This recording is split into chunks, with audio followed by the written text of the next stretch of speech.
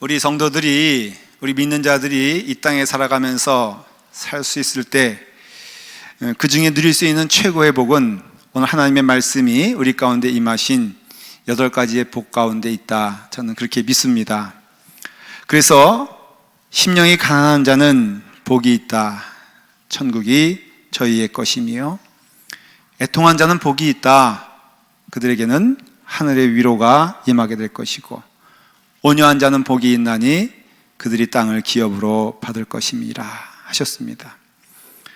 그 다음에 오늘 말씀은 뭐라고 되어 있냐면은, 의에 줄이고 목마른 자는 복이 있나니 그들이 배부를 것이며, 배부르기 위해서, 배부르다, 그 배부른 것은 복인 것입니다. 그래서 그 배부름을 향하여서 사실 우리는 부지런히 달려가는지도 모릅니다. 그리고 거기에 우리의 삶에 행복이 있다라고 믿을지도 모르죠. 요즘은 복되게 사는 것이 참 중요한 말이 되었습니다. 너무나 우리가 복되게 사는 것이 귀한 일입니다. 그래서 모든 게 요즘은 다 웰빙 이런 얘기 많이 하잖아요. 그래서 복되게 사는 것, 웰빙이죠. 뭐 서점에 가봐도 뭐 행복학이라는 게 있더라고요. 보니까 그것도 공부해야 되나 봐요. 그래서 행복학 이렇게 있고, 행복을 누리는 법 이렇게 해서 책도 나오는 것을 봅니다. 하여간 우리가 그와 같이 이렇게 복되게 사는 것에 대해서 굉장히 관심을 많이 갖습니다. 여러분, 이제 물어볼게요. 지금 여러분 복을 누리고 사시고 계십니까? 살만합니까? 네, 즐겁습니까? 어떻게 점점 대답이 이렇게 쭈그러 들어갑니까? 내 삶이 아주 복에 겨워서 기쁩니까? 이런 질문에 우리는 답을 해야 됩니다. 성경에서 말하는 것을 여러분들에게 전할게요. 어거스틴이라는 참 큰 신앙인이자 신학자인 성 어거스틴이 그의 고백론, 많은 인생의 방황을 거치면서 그가 이제 고백론이라는 걸 썼습니다. 하나님 앞에서 고백을 할 때 이런 내용을 썼어요. 왜 사람들이 행복하지 못합니까? 이렇게 질문을 던집니다. 어거스틴이 그러면서 답을 하기를, 그것은 사람들이 그들을 행복하게 해주는 진리는 희미하게 기억하고 있는데, 그들을 불행하게 해주는 여러 가지 잡다한 일에는 지나친 관심을 가지고 있기 때문입니다. 이분은 AD 5세기경에, 주 5세기경에 살았던 사람인데 1500년 전에 살았던 그 사람이 그와 같이 말하는 것이 오늘날에도 똑같은 말씀이 된다는 것이죠. 우리에게는 중요한 것이 진리가 있는데 이거 못 붙잡고 간다는 거예요. 그러면서 하지 않아도 될 것, 잡다한 것들에 대해서는 우리가 목숨을 걸고 그것을 따라가다 보니까는 정말 우리에게는 참된 행복이 임하지 못한다는 거예요. 어떻게 보면은 가장 중요하지 않은 문제에 대하여 우리는 너무 집착하는 경우가 있잖아요. 그것 때문에 우리의 삶이 피폐해진다는 것이죠. 정신과 의사를 찾아온 한 여인이 있었습니다. 너무나 삶이 힘든 거예요. 불안하고 염려되고 우울증이 돼가지고 이제 의사를 찾아왔는데, 이 의사가 이 여인과 함께 쭉 대화를 나누는데 이상한 점을 발견했어요. 한 손을 이렇게 움켜잡고 있는데 절대로 이 손을 피지 않았다는 것을 그 의사는 알게 됩니다. 궁금해졌어요. 또 저기에 무슨 문제가 있겠구나라는 것을 정신과 의사는 알고 그 여인에게 그 손을 펴보라고 권면을 합니다. 근데 이 여인이 이 손을 펴지 못하는 거예요. 싫어서도 아니에요. 필 수가 없는 거예요. 그래가지고 그것을 펴보라고 쭉 얘기하다가 이 여인의 마음이 돌아서서 이 손을 쭉 핍니다.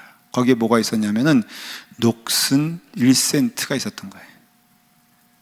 녹이 슬었어. 얼마나 잡고 있었길래 이 여자는 이 1센트를 잡은 다음에는 평생토록 펴본 적이 없는 손이었어요. 이걸 움켜잡고 있는 거예요. 왜 그러냐? 이 손을 피면은, 이것을 놓치면은, 그 1센트를 놓치면은 자기의 인생이 무너지는 것 같은 생각이 들었기 때문에 세수를 할 때도 한 손으로 하고, 샤워를 할 때도 이 손 붙잡고 있고, 밥 먹을 때도 이 손 붙잡고 있으면서 거기에 행복이 있다라고 믿었던 거예요. 그래서 이렇게 녹슨, 아주 파랗게 녹슨 이 1센트를 붙잡고 있는 삶이 우리의 삶이 아닌가. 우리의 삶이 이와 같은 모습이라는 것이죠. 거기에 행복이 있다라고 믿고 그 녹슨 1센트를 붙잡고 있는 인생이 된다는 것이에요. 오늘 우리에게는 분명히 하나님께서 복된 길을 말씀해 주셨어요. 여러분, 이 팔복, 이 말씀을 여러분들이 들으시는데요, 딴 주간, 딴 주, 주일날에는 빠져도 돼. 근데 이 8가지 복을 말씀을 나눌 때는 절대로 빠지면 안 돼. 오늘 빠지신 분들은 엄청 손해보는 거예요. 근데 오늘 말씀에 뭐라고 되어 있냐면은, 의에 줄이고 목마른 자는 복이 있나니 저들이 배부를 것이라 그랬어요. 여러분, 줄이고 목마른데 그것이 배부르다라는 것은 이게 이율배반적인 거, 말이 안 되는 거잖아요. 저희가 목에 줄이고 또 배고프고 하는 그런 상태가 됐는데, 이것이 오히려 복이 되는 이유는 저들의 삶이 배부르기 때문이다. 그러니까는 다 굶게 되었는데, 목말라 죽게 되었는데, 주님을 그 당시에 따라다녔던 사람들의 모습이 마태복음 4장에 나옵니다. 이 사람들은 사실은 목에 줄이고 그 다음에 배고픈 자들이었어요. 그래서 이들은요, 정말로 세상에서도 대접받지 못하는 사람들이 대부분이었습니다. 말하기를 병든 자, 저는 자, 귀신 들린 자, 안 들리는 자, 간질병에 걸린 자들이 다 나왔다고 마태복음 4장 24절에 나와 있고, 예수님께서 그들을 보시고 긍휼히 여기사 고쳐주시니, 그 손을 내밀어 그들을 고쳐주시니, 갈릴리와 데보갈볼라와 예루살렘과 유다와 요단강 건너편에서 수많은 무리가 따르더라. 이 예수님을 따랐던 사람들은요, 목마른 사람들이었어요. 가난한 사람들이었죠. 그래서 그들이 나오게 되었을 때 누구에게 나오게 되었냐면은 주님께 나오게 되었잖아요. 어디 딴 데 나온 게 아니라 주님을 향하여 나왔단 말이죠. 예수님 보려고 나왔단 말이에요. 그 당시에 예수님이 하나님의 아들이시요 살아계신 하나님이란 것을, 그래서 그 자리에 임하셨는데도 정작 나타나야 될 바리새인들이라든가 제사장들은 예수님을 비방하고 예수님을 잡아 넣으려고 그 앞에 있었을 뿐, 예수님을 향하여 나온 자들이 아니었어요. 왜 그들은 나오지 않았느냐? 성경에서 말하는 것은 그들은 배부른 자였기 때문에 그래요. 가진 것이 많은 사람들이었어요. 넉넉했어요. 그래서 더 이상 무엇이 필요치 않은 자들이었어요. 이런 사람들은 예수님을 찾아올 필요가 없었죠. 배고픈 사람, 가난한 사람, 서러운 사람, 병든 사람, 다 인생이 망가져서 이제는 아무 곳에도 소망이 없는 자들이 예수님께 나왔어요. 근데 예수님께서 그들 향해서 말씀한 게 뭐냐면, 너희들 배고프지 않느냐? 너희들 목마르지 않느냐? 그 말씀이에요. 그러면서 하시는 말씀이, 너희들 목마르니, 너희 배고프니, 너희에게는 아무것도 없으니 너희들은 참 불쌍한 자들이다. 너희들은 참 안쓰럽구나. 이런 말씀하지 아니하시고, 목마른 자, 배고픈 자는 복이 있다. 지금 너희들이 배고프고 목마른 자들인데 너희들이 복이 있는 자들이다. 그래서 너희들은 배부르게 될 것이다. 여러분, 어떻게 배부르게 될 수 있어요? 이 말씀을 좀 더 이해하기 쉽게 해석하면 이런 뜻이에요. 복이 있는 자여, 먼저 복이 있다고 말하는 것이에요. 복이 있는 자여, 그대들은 의에 줄이고 목마른 자니라. 그런데 그것이 배가 부를 것이다, 그런 뜻이에요. 왜 이들이 배가 부르게 될 것인가? 왜 의에 줄이고 목이 마르고 다 망했는데 왜 복이 되느냐? 그들이 그 배고픔으로 인하여 예수 그리스도를 만났기 때문에 복이라는 것이에요. 그러니까 앞에 부분 빼고 다 결론을 말하면은 우리에게서 가장 큰 복, 가장 기쁜 복이 뭐냐면은 우리 주 예수 그리스도를 만나서 우리의 삶이 이제는 세상으로 살아가는 것이 아니라 하나님의 백성으로 살아갈 수 있는 것이 복이라는 것이에요. 예수 믿으면은 복권에도 그냥 쉽게 당첨되고 그냥 뭘 해도 성공하는 게 그냥 마이다스손처럼 막 금은보화가 돼버리고, 여러분 성경은 그것이 복이라고 말한 적이 한 번도 없어요. 예수 그리스도 만나면은 우리가 그래요, 넉넉해질 수 있어요, 건강해질 수 있어요. 그러나 정말 중요한 복은 무엇이냐면은 예수 그리스도를 만난 것이 복이라는 것이에요. 주님과 함께 걸어가는 것이 복이고, 이제는 나 혼자가 아니라 우리 주님께서 나와 함께 동행하시는 그 삶, 이것이 복이라는 것이에요. 그래서 이것은요, 뭘 말하냐면은 조금 어렵게 표현하면은 상태의 은혜를 말하는 것이에요. 한번 보십시오. 복에 대해서 말하는데 심령이 가난한 자 복 있다 그랬잖아요. 애통하는 자 복 있다 그랬잖아요. 온유한 자 복 있다 그랬어요. 이것은 이루어진 거예요. 온유한 자, 그 다음에 심령이 가난한 자는 복이에요. 근데 오늘 말씀을 가만히 보십시오. 한번 제가 읽어볼 테니까 주의 있게 들어보세요. 의에 줄이고 목마른 자는 복이 있다. 의로운 자가 복이 있다는 말이 아니에요. 왜냐하면 성경에서 의롭다고 할 때는요, 여러분 우리에게는 의의가 없어요.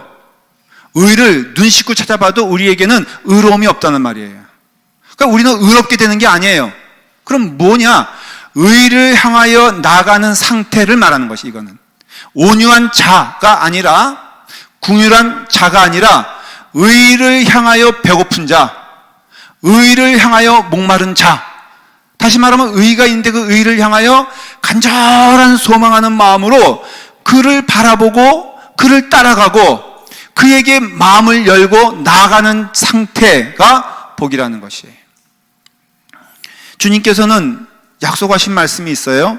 수고하고 무거운 짐진 자들아, 다 내게로 오라. 내가 너희를 쉬게 하리라. 이게 행복이에요. 그러니까는 모든 것에 있어서 주님께 나아갈 때마다 우리는 위로함을 받고, 우리는 용서함을 받고, 우리는 은혜를 체험하기에 우리의 심령은 목마름에서 넉넉함으로, 배고픔에서 배부름으로 변하는 은혜를 예수 그리스도를 통하여 체험하게 한다는 것이.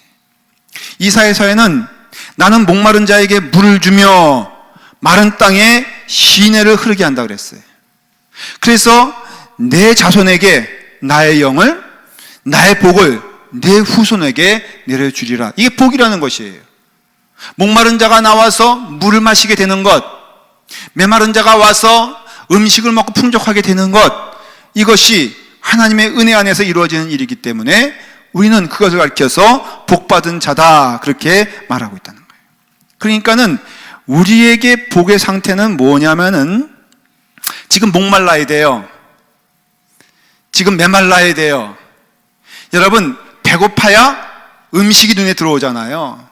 내게 너무 모든 것이 넉넉하고 풍족하면은 이것을 봐도 저것을 봐도 여러분 배고파야지 보이는 거예요. 제가 한번, 저는 어릴 때 목사님 가정에서 태어나서 그런지 넉넉한 것을 경험해 본 적이 없어요. 늘 그냥 음식도 맨날, 저희 집은 그 국수를 좋아했는데 가만히 나중에 따져보니까 왜 국수를 좋아했냐, 돈이 없어서 국수를 좋아했던 것 같아요. 근데 한번 친구네 집에 갔는데 그 집의 아버지가 사장님이요. 야, 가니까요 조기구이가 있고요, 불고기가 있고요. 근데 딱 앉았는데, 내 친구랑 앉았는데 이놈이 딱 보더니 젓가락을 확 뒤집어 던지면서 아니 무슨 먹을 게 이렇게 없냐 그러면서 화를 내는 거예요. 나는 도저히 이해할 수가 없었어. 아니 이렇게 풍성한 음식이 있는데 저놈은 왜 아무것도 없다 그러냐. 그래서 내가 잘 됐다 그래가지고 조기도 하나 내가 다 먹었고요, 불고기도 내가 다 먹었더니 그 엄마 얼굴이 완전히 이그러지더라고. 아니 자기 아들은 굶고 있는데 뭔 놈이 와가지고. 근데 같은 것을 배고파야지 보이는 거예요. 그러니까 여러분, 지금 의에 줄이고 목마르다는 것은, 인정해야 되는 것은, 내 심령 안에는 지금 다 망하게 된 거예요. 다 망해가지고 주변에 사람도 없고, 그 다음에 뭐 어렵고 힘들고 괴로운데, 이것이 복이라는, 여러분 쫄딱 망하는 역사가 여러분 가운데 있기를 간절히 축원합니다. 네. 언제까지? 오직 주님께만 손들고 나올 때까지 여러분들은 망해야 되는 거예요. 바리새인들이 왜 손 안 들고 나왔냐? 부자니까, 가진 게 많으니까. 근데 예수님께 나올 수밖에 없는 사람들만 지금 나온 거거든요. 저는 자, 가난한 자, 병든 자, 미친 자들이 주님께 나왔어요. 그래서 주님은 그들의 앞에서 뭐라고 말하냐? 너의 병이 고쳐질 것이다, 너의 문제가 해결될 것이다 라고 말하기 전에 너희의 그 상태가 복되다라는 것이에요. 왜? 오직 주님만을 바라볼 수 없는 그때가, 이거 인정하는 거거든요. 그런 의미에서는 이 세상의 모든 영혼들은 다 죄인 가운데 있다는 것을 인정해야 돼요. 다 죄 가운데 있는 자들이에요. 그래서 성경에 말하기를 기록된 바 의인은 없나니 하나도 없으며, 우리 사실은 그걸 인지하고 깨닫고 있든 깨닫지 않고 있든 우리는 다 죄 가운데 있는 자임을 성경은 말해주고 있는 거예요. 그래서 망하는 길로 가는 거예요. 불행한 길로 가는 거예요. 참 기쁨이 없는 길로 가는 거예요. 그것을 인정하는 것이 손들고 나오는 것이고, 고집 부리고 끝까지 가는 것이 망하는 길이라 이거예요.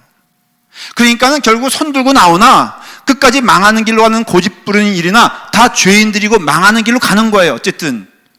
근데 그 가운데 손들고 나온 자는 복이 있다는 것이죠. 그런 가운데 예수님께 나온 자는 복이 있다는 것이에요.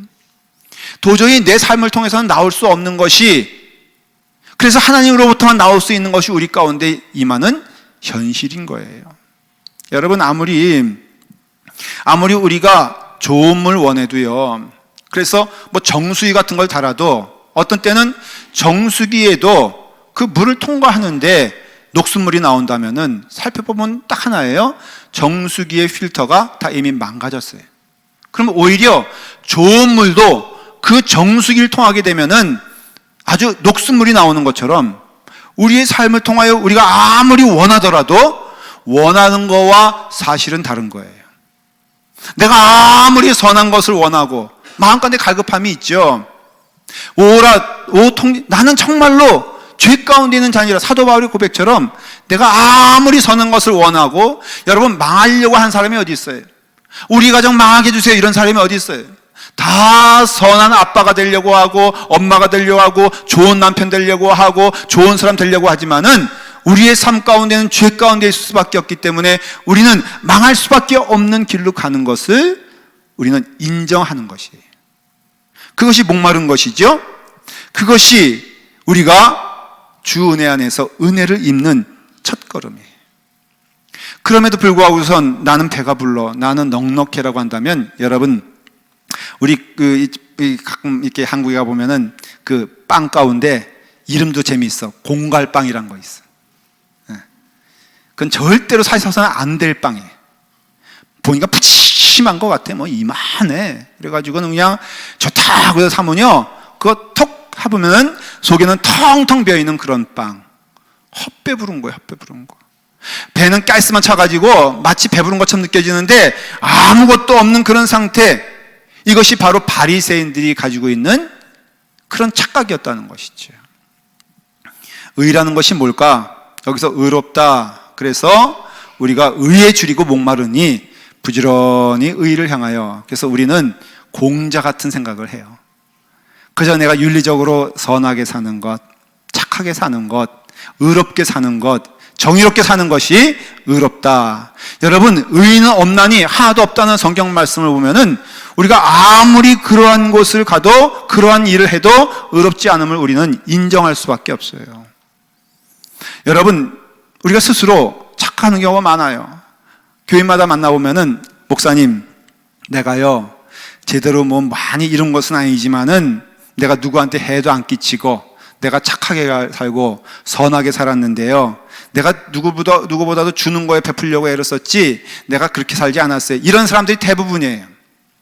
근데 한 번도 목사님 제가 나쁜 놈이거든요, 내가 정말로 못할 짓을 했거든요, 이런 사람 한 사람도 못 봤어. 여러분, 우리가 배부르면은 그래서 이 사람 말 들으면은 이 말 옳은 것 같고, 제가요 시어머니들에게 물어봐요. 며느리 어떠게? 그러면은 좋은 말도 하시지만은 조금 부족한 말을 할 때 보면은 제가 감정이입이 돼가지고 그 며느리가 나쁜 며느리예요. 그래가지고 며느리 만나가지고 왜 그러냐고 말하려다가 며느리가 목사님 제 얘기 한번 들어보세요 하면서 시어머니 얘기 들어보면요, 그 시어머니는 악마예요, 악마. 네, 그래서 깨달은 게 있어요. 사람 말은 들을 게 아니다라는 거예요. 그러니까 이와 같이 자기가 보기에는 너무 self-righteousness, 의로움이 자기 가운데 있는 거예요. 여러분, 그러나 우리의 심령을 놓고 보면요, 하나님께서 이렇게 말씀하세요. 사람의 행위가 자기 보기에는 모두 깨끗하게 보여. 다 그렇죠. 내가 옳다 그러잖아요. 그러나 여호와는 심령을 감찰하시느니라. 그럼 하나님 앞에 섰을 때마다 우리는 고백할 수밖에 없는 게, 나는 망하게 되었어요. 나는 죄인이에요.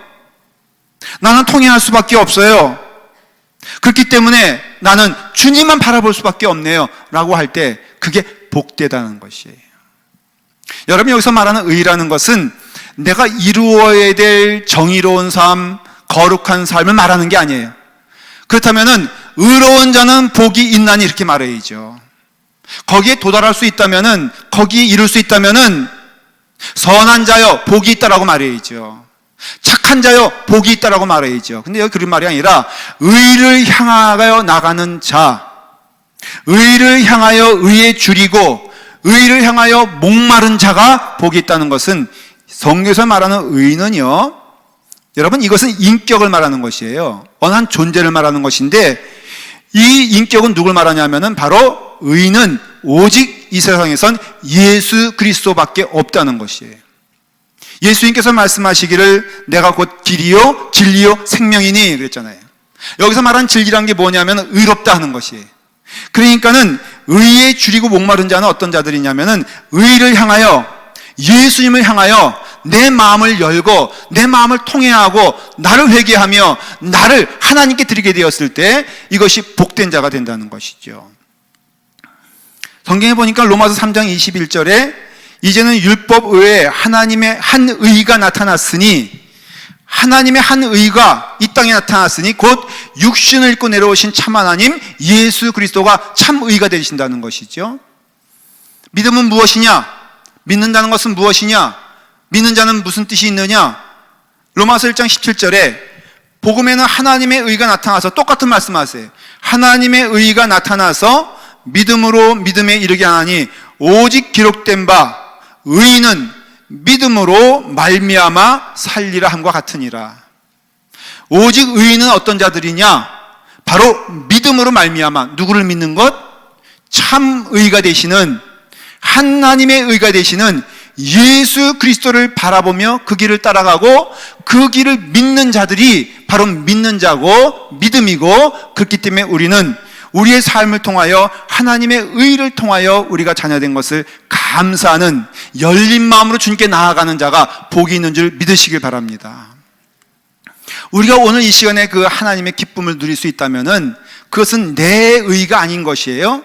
내 능력이 아니라 하나님의 은혜로 그대로 이루어진 것을 믿어야 된다는 것이죠. 우리는 의롭지 않아요. 의로울 수도 없어요.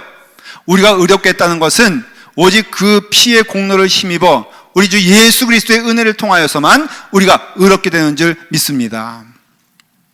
제가 청년부 전도사로 있었을 때 한국에서 청년들을 데리고 찬양단을 조직을 했어요. 그래서 한 40명 정도 되는 청년들을 데리고 교회 버스에 담임 목사님과 함께 남해안을 중심으로 이제 순례를 떠나게 됐어요. 찬양을 하면서 뭐 기도원도 갔습니다. 수도원도 가고요. 그 다음에 결약요양원 목표에 있거든요. 뭐 이런 데도 가가지고 함께 찬양하면서 기도하고 은혜의 시간을 나눴어요. 아주 좋은 시간이었습니다. 근데 한 5박 6일 동안 되는 이 여정 가운데 큰 문제가 뭐냐면은 40명 먹이는 것이 너무 너무너무 힘들었어요. 이 청년 애들은요, 또 얼마나 많이 먹는지 얘들이 먹기 위해서 태어난 것 같아. 그래가지고 어떻게 해서 다 됐는데, 이제 목포에서 이제 서울로 올라오는 마지막 여정에 그 마지막 날에 점심이 문제가, 점심이 해결이 안 된 거예요. 이제 하다 보니까 다 떨어져가지고, 돈도 떨어지고 다 떨어져가지고 걱정인데, 그 전날에 청년 하나이가, 아버지가 저기 그 신탄진에, 대전 조금 넘어 신탄진에 거기 직원으로 있다는 거예요. 그게 뭐냐 그랬더니 그 전매청이라고 아세요, 여러분들? 네. 인삼도 만들고, 그 다음에 뭐 만드는 건데 얘기하지 않을래. 전매청에 일하는 직원인데, 아버지가 점심을 좀 대접하길 원한다 해가지고, 얼씨구 나고선 담임 목사님하고 얘기하고, 좋다! 하고선 차를 먹어서 이제 가는 거예요. 직원이라니까 그냥 그 식당 해가지고, 그래도 좀 대접해주겠다 하는 마음으로 딱 이제 신탄전으로 가는데요. 전매청으로 가는데, 딱 보니까 정문에 남산감리교회 청년부 환영 이렇게 딱 돼 있는 거예요. 플랜카드가. 그래가지고 너무너무 이게 뭔가 직원이래. 그런데 보니까 직원들이요 쫙 도열해 있는 거 있죠. 어깨가 으쓱 올라가더라고. 야, 김도민이 온다니까는 이 사람들이 정신 차렸구나. 그래가지고는 그 본관 앞에 쫙 차가 섰는데, 보니까는 임원들과 그 제일 우두머리 되는 그 청장이 딱 나와서 나를 보고선, 나를 본 게 아니라 사실 담임 목사님 보고, 이제 인사를 하면서 정중하게 오셨냐고. 알고 보니까는 이 청년 아이가 말한 직원이 누구냐면은 전매청장이 자기 아버지였던 거예요. 야, 그랬는데요. 엄청나게 준비를 해가지고, 그 다음에 또 이제 선물이라고 준비해줬는데, 이쪽 거는 선물해 줄 순 없고, 그죠? 요쪽 거 인사 푸짐하게 받아가지고 왔어. 야, 내가 전매청에서 이렇게 대접을 받았는데 가만히 보니까 누구 때문이요? 그 청년 때문이에요. 그러니까 우리가 하나님의 은혜로 지금 이 자리에 있게 된 것이죠. 그 은혜로 우리 가운데 있게 되었는데, 우리가 예수 그리스도의 은혜로 이제는 주님 은혜 가운데 거하게 되었으니, 여러분, 우리가 이와 같이 의에 대하여, 그래서 하나님의 은혜 안에서 우리가 주님을 바라보게 되었을 때 이것이 복이라고 성경은 말해주고 있고, 너희는 그러므로 인하여 배부를 것이라고 말해주고 있는 것이에요. 이 말씀 뭘 말하냐면요, 우리가 참된 빛이 되시는 예수 그리스도 앞에 섰을 때 우리의 죄가 낱낱이 드러날 것입니다. 우리의 부족함이 낱낱이 보여질 것이에요. 이것이 사탄은 우리의 죄를 고발하고 있는 이 시간에 우리가 그 죄를 깨닫고 통회하며, 내가 죄인입니다, 나는 주님 없이는 못 삽니다, 나를 용서해 주시옵소서 라는 고백을 하게 되었을 때, 그때 우리의 심령이 하나님 앞에서 열린 자가 되는 그 은혜 가운데 하나님의 축복을 받는 시간이 된다는 것이죠. 그러니까 죄인만이 하나님의 은혜를 체험할 수 있고, 그렇죠, 죄를 고백할 때 하나님의 은혜를 체험할 수 있죠. 스스로 의롭다고 하면서 그럼으로써 내 삶이 의로움으로 가득 차 있다면은 나는 배부른 자가 되기 때문에, 나는 목마른 자가 아니기 때문에 주님을 찾을 필요도 없고 주님께 나갈 필요도 없는 이 상황에서는 너희는 정말로 배부른 자가 아니라 배고픈 자가 되느니라. 그러나 주님 앞에 나아가게 되었을 때, 예를 들어서 내가 죄를 졌어요. 죄 가운데 있는 자들이죠. 주님은 이 죄에 대하여 말씀하세요. 죄는 용서받을 수가 없어요. 오직 하나님의 은혜만이 그 죄 가운데 우리를 용서해 주실 수 있는 것이에요. 그러니까 죄가 보이는 것, 내 삶이 망하게 된 것, 내 삶이 무능하게 된 것, 내 삶이 일갈 때 망가져서 아무것도 아닌 것, 이 상태에 오직 부르짖을 수 있는 분은 예수 그리스도고 볼 수 있는 분은 예수 그리스도가 되게 되었을 때, 이것은 망하는 길이 아니라, 이것은 멸망의 길이 아니라, 이것은 부끄러운 것이 아니라 오히려 하나님의 축복의 길로 걸어간다는 것이에요. 나의 죄임을 볼 수 있는 것, 내 죄를 우리가 고백할 수 있는 것, 이것이 하나님의 은혜 안에서 축복의 길의 첫 번째 발걸음이 된다는 것이죠. 어느 권사님이 한 분이 계신데, 이분이 권사님인데도 불구하고선 십자가에 대한 구원에 확신이 없는 거예요. 그냥 교회의 순서에 따라서 다니다 보니까는 이렇게다가 권사가 됐는데, 권사가 되기까지 예수님 때문에 구원을 받았다는 확신이 없는 거예요. 나중에 이것이 점점 마음에 괴로워지는데, 고난주간에 십자가에 달려 죽으신 예수 그리스도가 나를 위해서 죽었다는 이 사실의 선포 앞에서도 마음에 감동이지 아니하고 마음에 고백이 되지 않는 거예요. 너무너무 괴로워서 있는데, 또 물어보잖아요. 천국에 갈 수 있는 확신이 있습니까? 라고 물어보면 거기에 대답을 못하는 거예요, 이분이. 그래서 기도 중에 있는데 하나님의 말씀이 들려오는 그 말씀 시간에 이 권사님께서 은혜를 받았어요. 하나님의 말씀이 그 가운데 임재하게 되었어요. 십자가의 복음에 나를 위해서 대속해 주신 나 같은 죄인을 위하여 주께서 죽으셨다는 사실을 깨닫게 되었어요. 근데 놀라운 것은 그것을 깨닫는 동시에 주여 나의 죄를 용서하여 주시옵소서 라는 심령이 가난한 은혜의 시간이 되게 되었을 때 이 권사님의 이 영적으로 보이는 것이 생기기 시작했어요. 무엇을 보기 시작했냐면은 초등학교 때 자기의 모습이 떠오른 것이에요. 어느 한 장면이 떠오르게 되었는데 무슨 장면이 떠오르게 됐냐면은 애들과 더불어 이제 운동장에서 이 놀이를 하고 있었는데 그 고무줄 놀이를 하고 있었는데 근데 한 아이가 동전 10원을 떨어뜨린 거예요. 떨어뜨렸는데 그 떨어뜨리는 것을 보는 순간 이 권사님, 이 어린아이가 그 동전을 향하여서 발로 딱 밟아버렸어. 그때 10원이면은 사탕도 2개 이상 사 먹을 수 있는 제법 큰 돈이었어요. 그러니까 이 권사님, 이 어린아이가 이 발로 탁 밟았어요. 근데 그것을 밟는 순간 그 동전을 떨어뜨리는 아이가 그 동전이 어디가 있는 걸 본 거예요. 그 떨어진 동전 보니까는 그 아이가 발로 밟고 있으니까는 야, 너 내 동전 밟고 있어.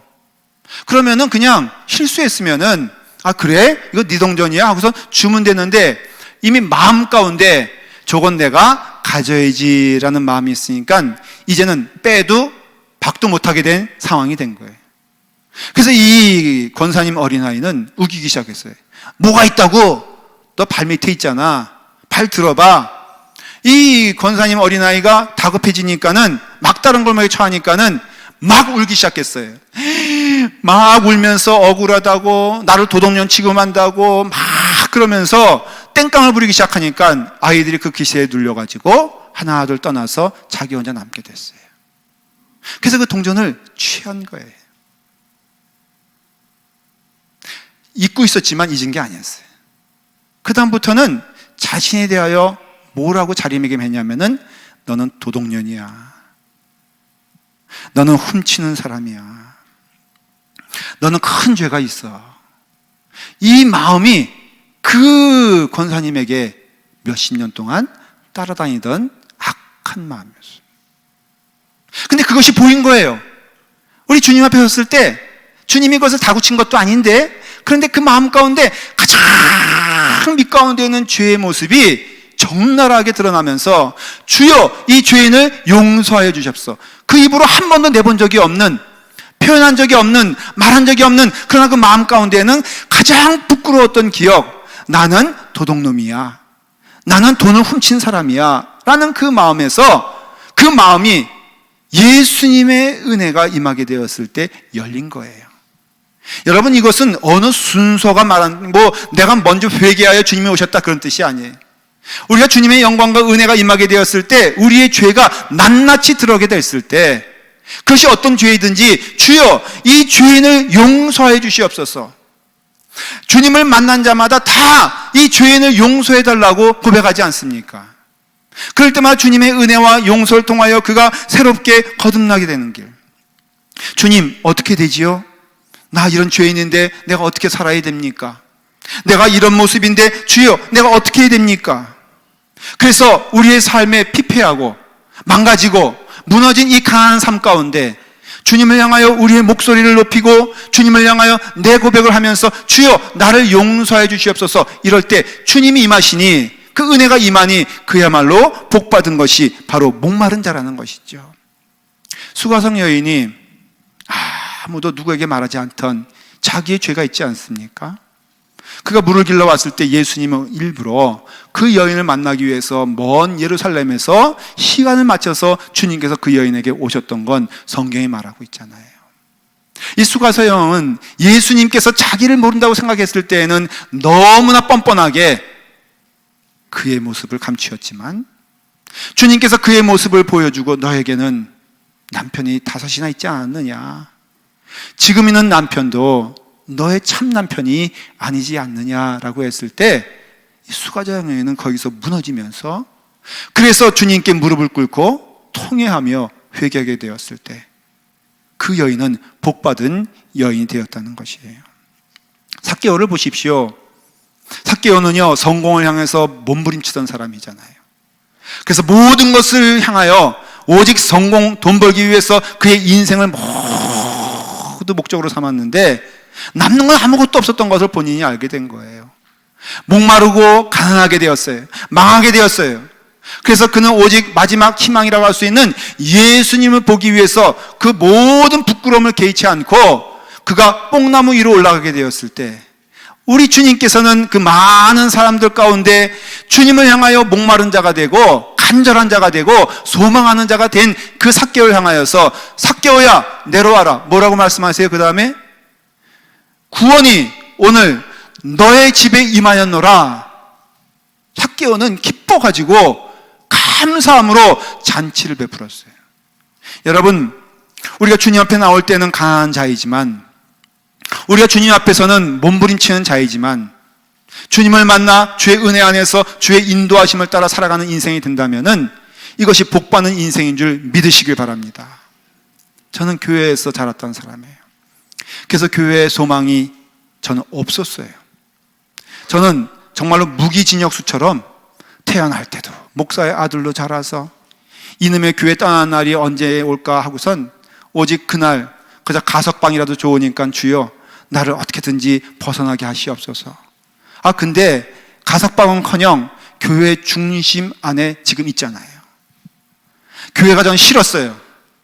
너무 거짓말이 난무하는 것처럼 보였고 너무 싸움이 많았고, 저는 그래서 제일 싫은 게 뭔지 아세요? 싸움 많은 성도가 제일 싫더라고요. 제 마음 가운데에는 저는 목회하기 싫었어요. 너무 힘들어요. 그래서 간절한 마음으로 기도할 수밖에 없는 게, 할 수 없으니까. 저는 우리 교회가 그런 온전하고 완전한 교회가 되길 소망하지만 또 하다 보면 또 그래요.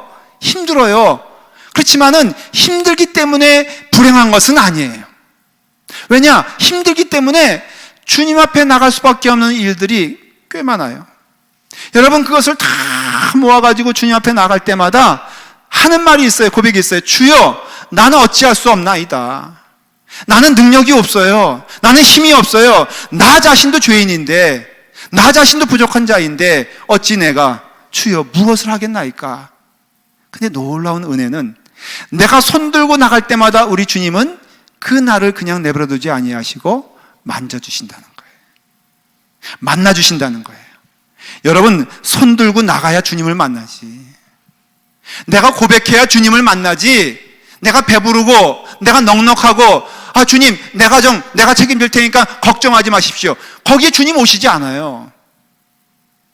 내가 하는 일 완벽하니까 주께서 만지지 마주세요 라고 하면 주님께서 만져주시지 않아요. 그러나 주여, 나는 할 수 없거든. 주님만이 나의 구원자 되시니 나의 손을 붙잡아 주시옵소서. 빠져들어가는 베드로처럼 주여 내 손을 잡아 주시옵소서라고 할 때 주께서 그 손을 잡아 주시며 믿음을 가지고 주님을 바라보라고 하신 말씀이 우리 가운데 임하는 은혜의 말씀인 줄 믿습니다. 여러분, 두 손 들고 주님께 나아오십시오. 주님께 나아올 때 주님은 그 영혼을 축복해 주시며 은혜 가운데 복된 삶으로 배부른 자로 만들어 주실 것을 믿으시기를 바랍니다. 기도하겠습니다. 아버지 하나님, 하나님의 의가 우리 가운데 임하여 주님의 은총이 우리 가운데 임하여 주님의 길 걸어갈 수 있는 은혜 허락해 주시니 감사합니다. 의에 줄이고 목마른 자는 복이 있노라. 예수 그리스도가 그 삶 가운데 임하기에 복이 있다고 말씀하신 그 은혜가 오늘 이 시간에 우리 가운데 임하게 하여 주시옵소서. 예수님의 이름으로 기도드리옵나이다.